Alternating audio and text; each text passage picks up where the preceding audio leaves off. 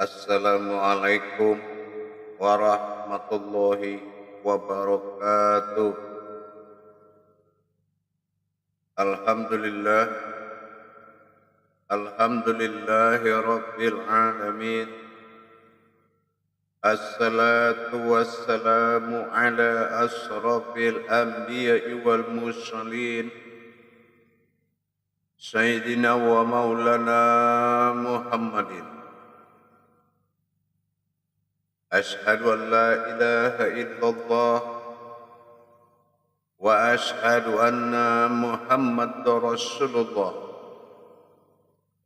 Allahumma salli ala Sayyidina Muhammad Muhammadun musyahabihil wal ikram ya wal jalil wal ikram. Allahumma salli wa sallim wa barik wa karim azanil nabil karim ihnil ladzi min jamalika wa inal ladzi min jalalika wa innahu min kitabika. Bersyukur kita kepada Allah dengan mengucapkan Alhamdulillahi Rabbil Alamin atas segala karunia rahmah dan hidayahnya, serta dengan izinnya juga kita dapat menjalankan perintahnya, beramal dan beribadah, lahir dan batin, dunia dan akhirat. Bersalam kita tidak akan pernah kita lupakan. Marilah sama-sama kita sampaikan dan kita panjatkan kepada junjungan kita Nabi Allah, Nabiul Akhirul Zaman, Rasulullah Muhammad sallallahu alaihi wasallam. Atasnya kalimahnya dengan mengkalamkan Allahumma sholli ala Sayyidina Muhammad wa ala alihi Sayyidina Muhammad. Alhamdulillah, bertemu lagi dengan saya Guru Mursyid Syekh Nur Muhammad Buya Irwan Maulana Al-Khalidi, Sumatera Barat. Tentunya dalam channel kesayangan kita, channel Thalabul Ilmi Buya Pasaman Timur,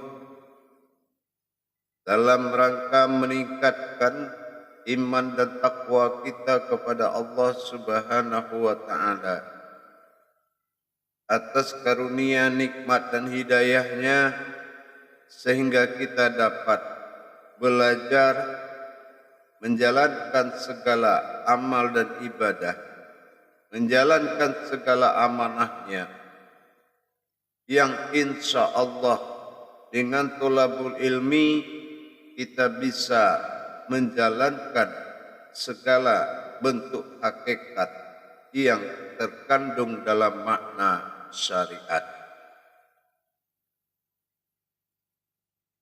Para hadirin, para jemaah, para hamba Allah yang dirahmati Allah, rahimakumullah. Dalam kesempatan dan waktu yang diberikan oleh Allah yang sangat kita muliakan ini, kita akan pergunakan sebaik mungkin dalam rangka berbagi wawasan dan ilmu pengetahuan. Karena semudah-mudahnya ilmu, sesulit-sulitnya belajar, berbagi itu adalah kemuliaan yang paling dipuji oleh Allah. Menghilangkan rasa sirik, dengki dan seuzon kepada sesama dengan berbagi, insya Allah kita mendapatkan jiwa yang murni, hati yang bersih, dan pikiran yang indah. Alhamdulillah, berbagi kita tentang sebuah kajian dalam rangka mencapai hakikat syariat, barikat dan makrifat tadi kita tentulah tidak lepas daripada belajar. Dalam hal ini, saya akan menyampaikan beberapa wawasan daripada hakikat dan ma'rifat terhadap sebuah wujud yang diberi nama pada tayangan ini, yaitu wujud dalam batin. Dalam kita mentadabbur diri, dalam rangka pendekatan diri kepada Allah, mencari diri dalam diri, dalam istilah tasawuf, tauhid, dalam renungan hakikat, mewujud daripada syariat adalah satu ruh dari sebuah kehidupan hakikat. Kalau dikatakan mengenai wujud, bermaknakan daripada hijaiyah, ini sudah menyatakan ada. Sumber daripada kata ada inilah harapan semua umat. Bagaimana caranya kita bisa merasakan adanya Allah pada diri kita? Mungkin untuk sekedar pengakuan, dari dulu juga kita sudah mengaku Allah itu ada. Tapi tidak cukup sebuah pengakuan kalau memang belum melengkapi syarat hakikat, yang mana makom-makom daripada wujud menjelang adanya kita dapatkan, merasakan adanya Allah pada diri kita, ditinjau dari sisi jalan, dari sisi amaliyah, dari sisi daripada ibadah, dari sisi daripada kodrat, akan memaknakan suatu jalan yang berbeda. Jalan yang berbeda bukan arti membedakan wujud yang dicari, tetapi memudahkan kita untuk mendapatkan wujudnya Allah pada diri. Di sisi amaliyah mungkin kita akan dibenturkan dengan kemampuan kodrat pada sifat Adam, bahwasanya mustahil bagi akal seseorang bisa merasakan kehadiran Allah pada dirinya. Tapi kembali kita kepada ilmu tauhid, dipahami oleh secara tasawuf, hal yang pokok dan inti adalah yang wajib dari segala yang wajib adalah yakin adanya Allah pada diri. Kalau hanya kita bercerita, mungkin sebuah pengakuan yang dikatakan duduk dalam ruang kosong yang tidak bermakna apa-apa. Itulah cerita. Tetapi kalau kita sudah masuk ke tingkat tafrid dan tajrid, di masa pernah kita mengalami dan merasakan dari suatu kodrat sebuah tajalli amalan, berbedalah pendapat daripada kata tersebut, bahwasannya wajibul wujud pada diri. Kalau sudah wajib bagi kita Allah ada pada diri, ini yang dinamakan pencarian diri. Man arafa nafsahu wa qad araha rabbahu. Bagaimana kita bisa mendapatkan tajalli kepada wujudnya Allah dalam batin? Batin yang dimaksud di sini kembali kita kesampaikan, ditinjau dari sisi amaliyah dan ibadah, serta ditinjau dari segi kodrat dan ilmu, akan memaknai suatu makom yang berbeda. Kalau wujud dikatakan ada dalam batin, wujud Allah dalam batin, batin yang mana dulu? Kalau batin ini maujud pada batiniah, wajib kita kaji maujudnya Allah sandaran Adam pada jasad. unsur daripada batin dari sifat nurnya Adam yaitu jasad adalah sebuah batiniahnya Allah. Kenapa dikatakan batiniahnya Allah?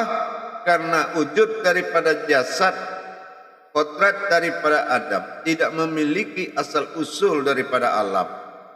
Tidak tergolong penciptaan tetapi tergolong kepada sebuah yang dijadikan. Kalau juga dikatakan di sifat daripada kodrat wujudnya Allah dalam batin, batin yang dikatakan dari kodrat daripada rohani, zat Allah yang mewujud menjadi rohani dinamakan wujud batiniah, maka juga wujud Allah dalam batiniah. Artinya yang mewujud itu adalah batiniahnya Allah. Inilah rohani.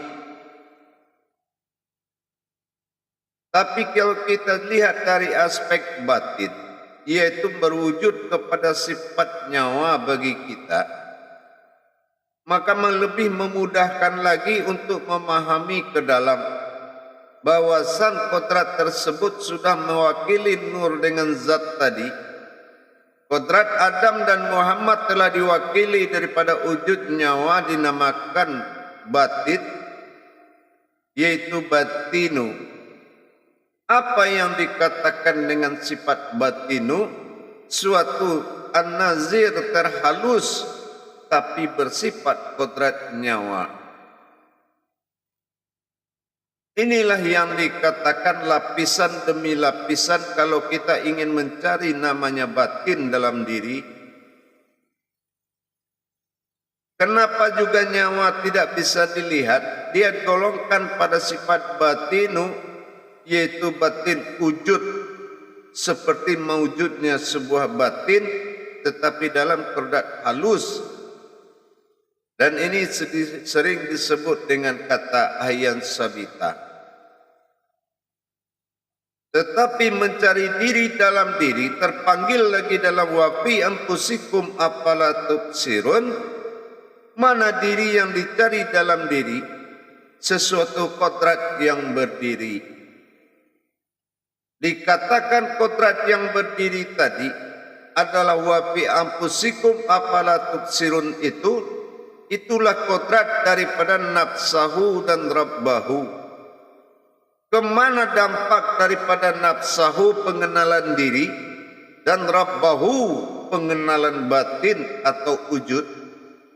Maka kita kembali kepada la mawujud illallah yang pernah kita himpun dalam kajian terdahulu, yaitu mawujudnya sifat daripada Allah menuju zat dan nurnya, sehingga layaklah nur itu dan zatnya itu dikatakan sebuah rongga umat, dikatakan sebuah rongga diri. Coba kalau sifat itu tidak masuk ke dalam zat dan nur, bagaimana bisa kita mengatakan zat itu hayat, nur itu hayat? Kalau sifat Allah yang halus, yaitu kodrat, iradat, ilmu, sama, basar, kalam, hayat, tidak masuk ke dalam kodrat tersebut. Bukan artinya zat menjadi Tuhan, sifat menjadi umat. Di sini penempatan kodrat belum berasma pada awalnya.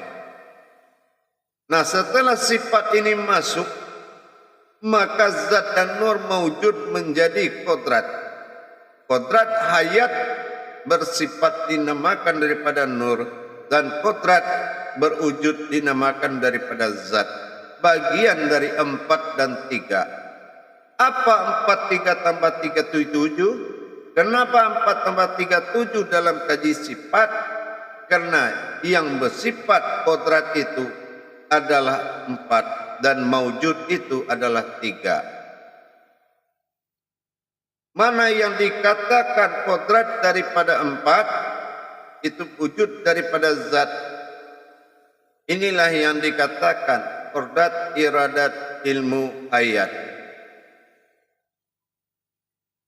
Kodrat, iradat, ilmu, hayat Inilah menjadi batang tubuh daripada zatnya Allah, hakikat daripada dirinya Rasulullah, yaitu nur daripada Allah dinamakan Nurullah.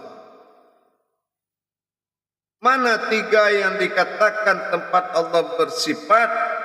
Inilah kodrat hayat nur yang mana ada dikatakan di dalam sifat sama, basar, dan kalam.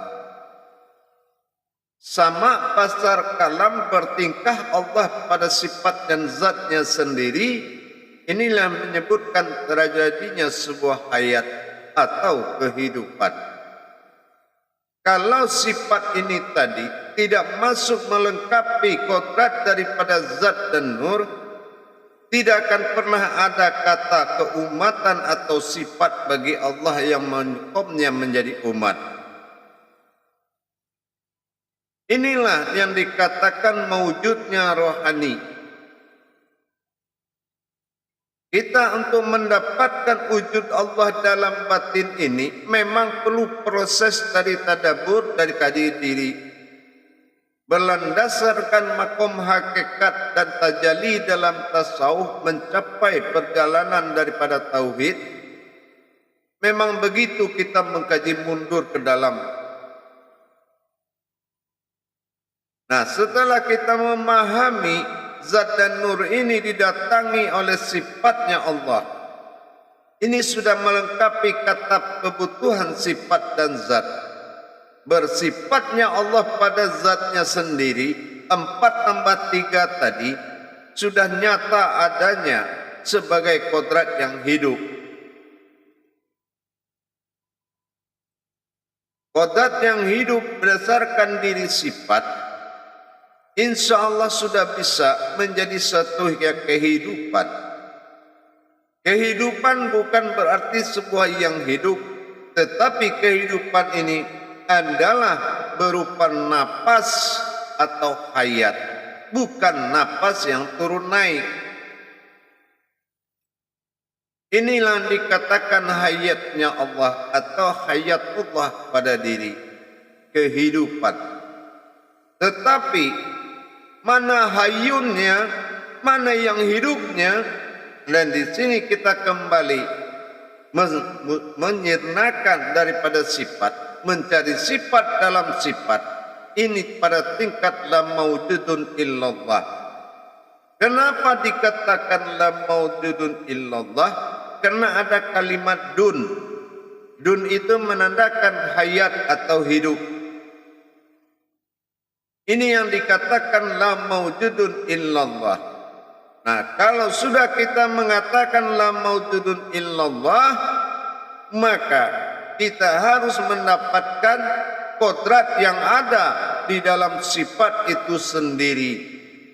Bagaimana bisa sebuah mata ada tetapi tidak memiliki kodrat daripada batin mata tersebut? Kalau seandainya bola mata itu diambil, dikeluarkan, dia tidak mampu melihat apapun, tetapi dia adalah sebuah alat. Sebuah alat dinamakan sifat. Tapi apa yang menyatakan dan bergerak di dalam sifat itu, ada sifat dalam sifat. Inilah dikatakan alam fisifat. Dikatakan mengatakan alam fisifat. Inilah yang dikatakan al-haqqullah. Mana al-haqqullah? Inilah yang halus di balik yang halus. Ini adalah diri yang hak bagi diri kita. Diri yang hak itu apa? La maujudun illallah. Kalau memang tadi sifat daripada mendengar ini adalah sama, la maujudun illallahnya yang akan mewujud itu adalah dikatakan dengan sifat sami'un. Kalau sudah la maujudun illallah, maka dikatakan la sami'un illallah, la basirun illallah, la mutakhalimun illallah, La hayyun illallah, la hayyun illallah, semua dari perangkat 7 sifat tadi, maka mewujudlah yang dikatakan diri al-haqqullah. Mana diri yang al-haqqullah tadi? Inilah setelah sifat ini dikuasai oleh pemilik sifat tersebut, inilah diri yang hak. Diri yang hak itu sangat bersih dan halus, yang menggerakkan panca indera dan kodrat 4 tambah 3 tadi. Itu dinamakan diri al-haqqullah. Wal haqqo nala batillah. Itu diri yang hak, yang tidak tersentuh oleh kebatilan apapun. Setelah kita menyatakan itu, kembali sifat kepada kodratnya disebut al-haqqullah. Maka di sini semuanya kita sudah masuk kepada tingkat al-batin.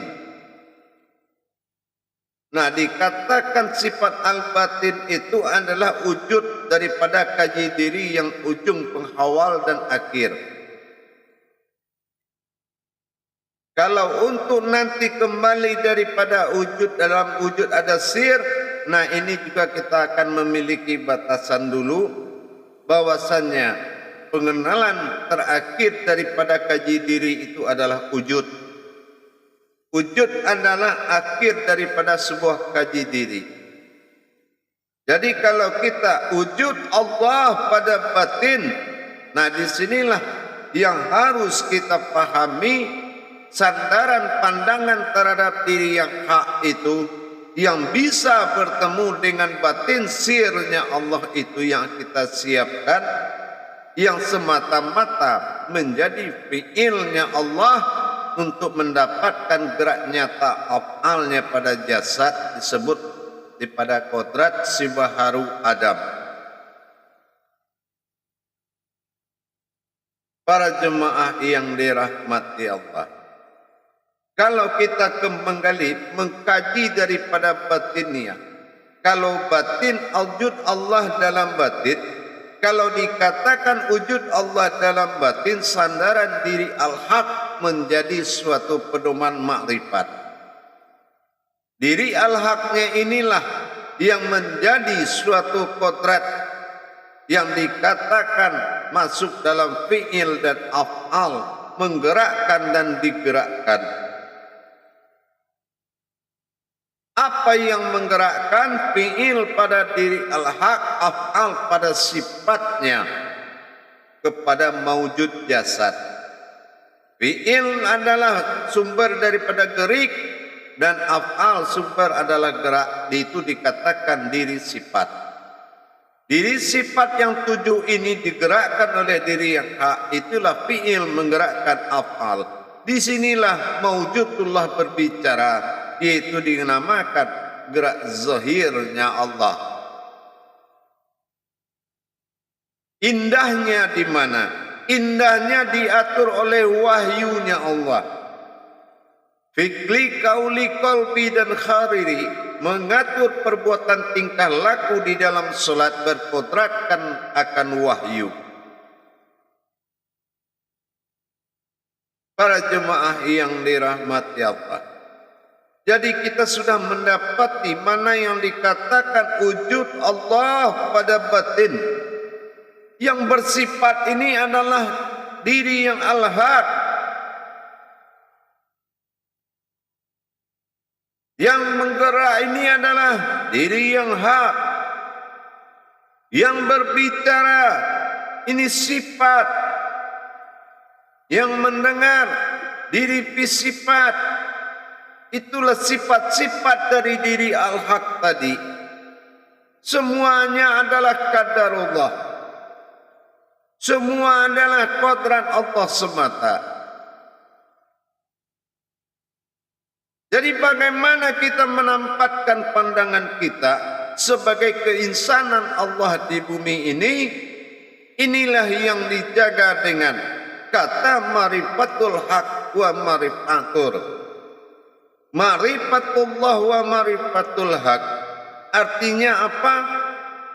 Apabila kita melihat kita menyaksikan Allah melihat pada diri kita. Disinilah munculnya keinsanan sebagai umat yang harus menjadi kodrat umat selamanya. Kita melihat Allah, kita menyaksikan Allah melihat keadaan kita.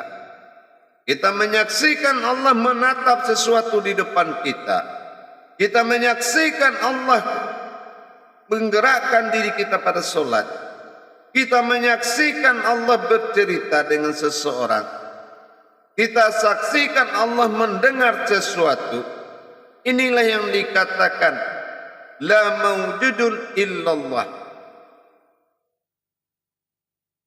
Ingat para jemaah, inilah kerangka-kerangka bagaimana mendirikan hakikat Allah pada diri dengan membagi pengertian terhadap kodrat tadi. Kalau memang sudah begini keadaannya, berarti di dalam makom qalbi tertinggi itu adalah sir bagi Allah. Kalau sir pasangannya sudah bersifat sukun dan bersifat karim dalam diri, inilah nanti yang akan menjadi kelanjutan sebuah ahad menuju wahid. Nah, kodrat daripada al-haq dan bersifatnya Allah pada dirinya sendiri, ini adalah sifatul al-haqullah. Nah, inilah yang dikatakan sebuah sifat yang bersifat pada zatnya sendiri. Rumus 3 berbicara dengan kodrat yang 4. Inilah kodrat 4 bertingkah dalam bentuk rumus 3 menjadi 7 namanya sifat. Dengan kita sudah tahu, kalau sudah mengerti mana yang sifat bagi Allah dan bersifat Allah di tempat dia bersifat, diri al-haq dan sifatnya masuk ke dalam zatnya, disitulah Allah bersifat dengan sifatnya dengan kodrat Adam, sifat nur bagi diri kita. Inilah af'alullah, inilah fi'ilullah. Begitulah kita merasakan wujud Allah pada batin. Di sini kita mendapatkan suatu rasa dan kenyataan bahwasanya adanya Allah di dalam batin dengan pandangan tersusun rapi seperti tadi. Insya Allah, mudah-mudahan kita bisa meningkatkan kajian ini daripada wujud yang mawujud. Kalau tadi sudah wujud dalam batin, insya Allah kita akan lanjutkan bagaimana proses berikutnya sampai mencapai titik kesempurnaan daripada Allahi bizzahiru wallahi fil batinu. Bagaimana Allah Rabbi menguasai diri kita, tentunya kita tadabbur diri, belajar dalam pemahaman tingkat tasawuf dan tauhid, memudahkan kita mencapai kehadiran Tuhan pada diri kita, kehadiran Allah Subhanahu wa taala dalam mawujud Muhammad berupa-rupa pada Adam yang akan menjadi hayatnya Allah. Disinilah kita akan pelan-pelan belajar menikmati dan mendirikan, mentadabur diri, mendapatkan wujud, mencapai wajibul wujud. Insya Allah, kalau sudah wajib Allah bagi diri, maka terasalah wajibnya beribadah.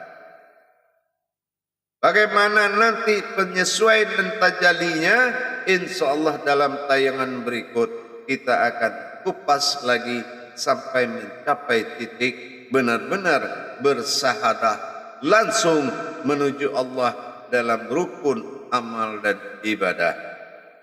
Barakallahu ya karim ya rahman ya rahim. Akhirul kalam wa billahi taufiq wal hidayah. Wassalamualaikum warahmatullahi wabarakatuh.